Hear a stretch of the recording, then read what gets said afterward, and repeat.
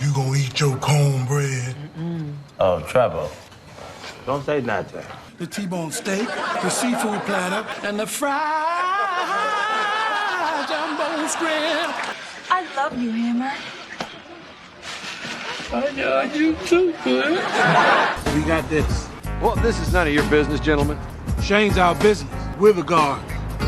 I threw out all the hype and had Buzz and them board up the place. That ought to convince Benny that we really shut it down. You know that feeling when you see someone and you just can't stop smiling? That's the kind of vibe Michael Taliferro brought every time he stepped into a room. His face alone was enough to get you cracking up. But then, when he opened his mouth, you knew you were in for a wild ride. His name is Tommy Strong. He ain't got no job, and he made a left at the smack stab.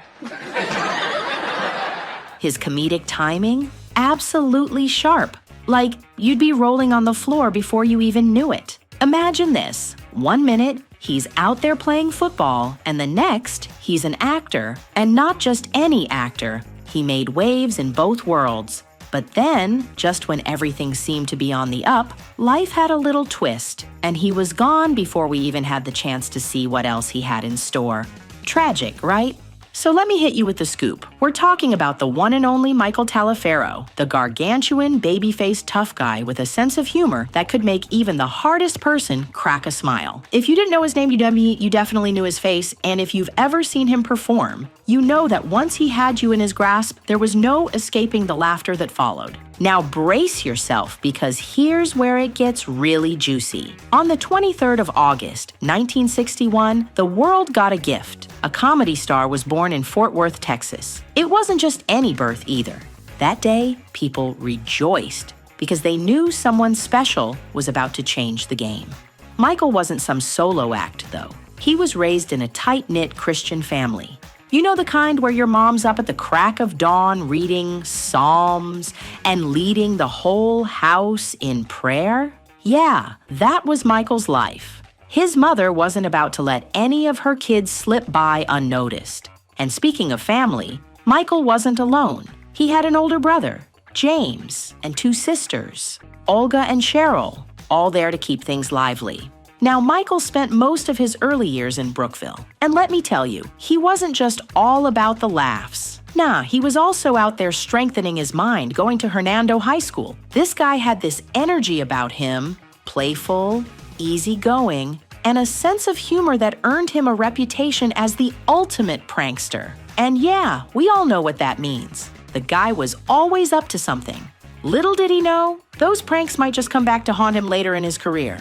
Michael wasn't exactly the studious type either. He was known more for his mischievous ways than his academic ones, but honestly, doesn't that just make him even more relatable? The guy knew how to have fun. And if you were around him, you were definitely in for some wild times. But here's the thing, it wasn't just fun and games for Michael. He also had his eye on the bigger picture. He didn't want to just be the class clown. He wanted to stand out in life, and that meant taking some risks. Little did he know, those risks were going to pay off big time.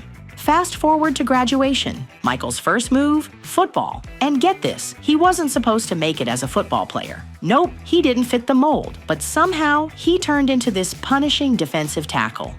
People were shocked because, despite his size, this guy was quick, like turbo fast. His cousin William even nicknamed him Turbo because of his insane agility. Who knew, right? This guy wasn't just about muscle, he had finesse. But guess what? Michael soon realized football wasn't giving him that ultimate impact he was craving. So what did he do? He switched careers. Yeah, just like that, he walked away from football and dove into acting without looking back. And lucky for him, that decision turned out to be gold. Here's where the story gets even better. He moved to Southern California to start fresh, and one day, as he's just walking down the street, he got spotted by director Tony Scott. Can you believe that? One day you're just minding your business, and next thing you know, you're in a major film. He was offered a role in The Last Boy Scout, and let me tell you, he killed that role. Like, absolutely nailed it.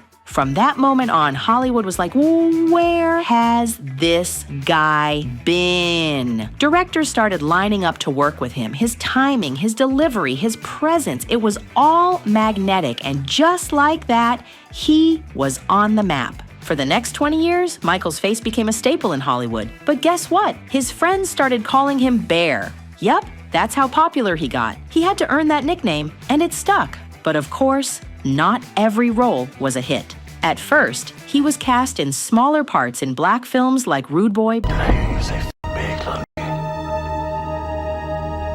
No, I didn't hear you. Blue Hills Avenue, Well, if you don't plan on doing business, what's he plan on doing?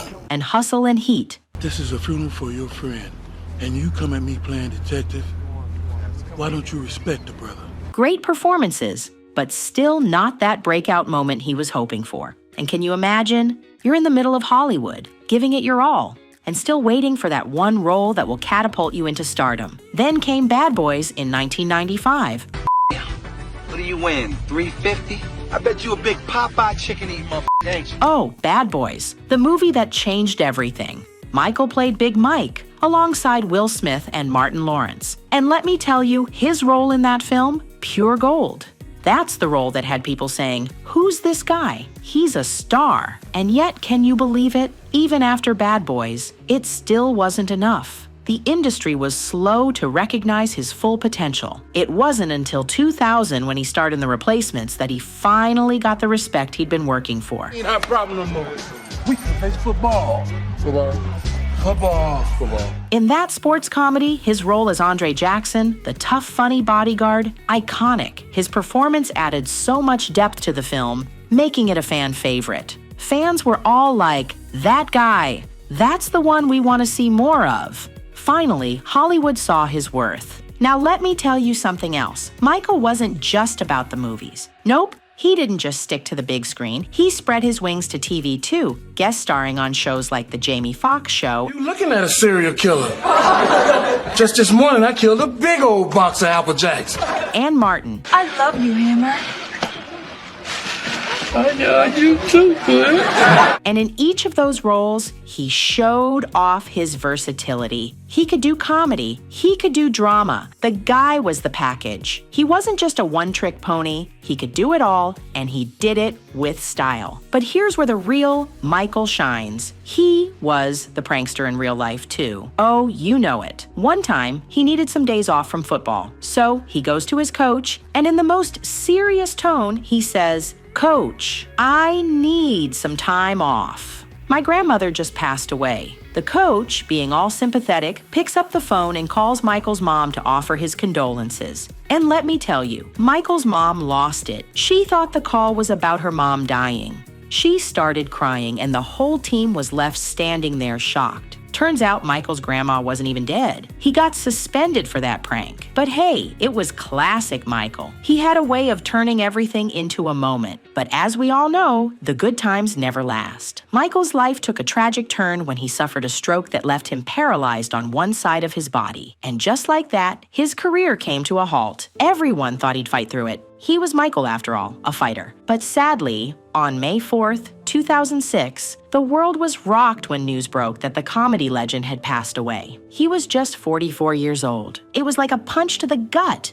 and nobody saw it coming. And here's a heartbreaker. 2 years before his death, Michael had started putting together a movie he was so proud of, a romantic comedy called Steppin'. He directed it, produced it, and even cast a bunch of unknown young actors. He was beyond excited about it. But tragically, he didn't live long enough to see it truly shine. The movie didn't even have a distributor yet, but Michael was still so proud of what he'd accomplished. He knew he was leaving behind something special. It was Michael's final wish to be laid to rest beside his beloved mother, Ethel, at Brookville Cemetery, a final heartfelt connection to the woman who had shaped so much of who he was. Let's not forget the man himself. Michael Taliferro may have been taken from us way too soon, but he left behind a legacy that will never fade. He entertained us, made us laugh, and made life just a little bit brighter.